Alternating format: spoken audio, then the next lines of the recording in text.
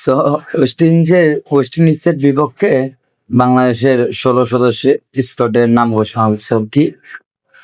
তো ক্যাপ্টেন্সি রাখছে মেহেদী হাসান মিরাজ 1 নম্বর, 2 রাখছে তানজিদ হাসান তামিম, যদিও তাকে এখন বর্তমানে রেস্ট দেওয়ার দরকার ছিল। 3 নাম্বার সৌম্য সরকার দলে অন্তর্ভুক্ত হচ্ছে, নাইম শেখ আর কি স্কোর থেকে বাদ পড়ছে।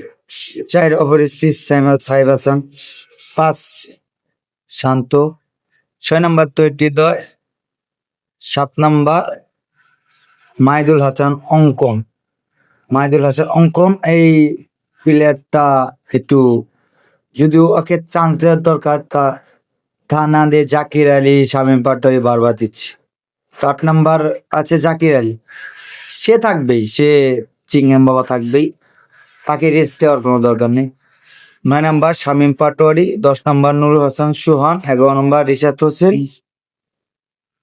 12 নম্বর হচ্ছে Tanvir Islam, 13 number Taskin Ahmed, 14 number Mustafizur Rahman, 15 number Tanzid Sakib, 16 number Hasan Mahmud. দল থেকে বাদ পড়ছে নাইট রান।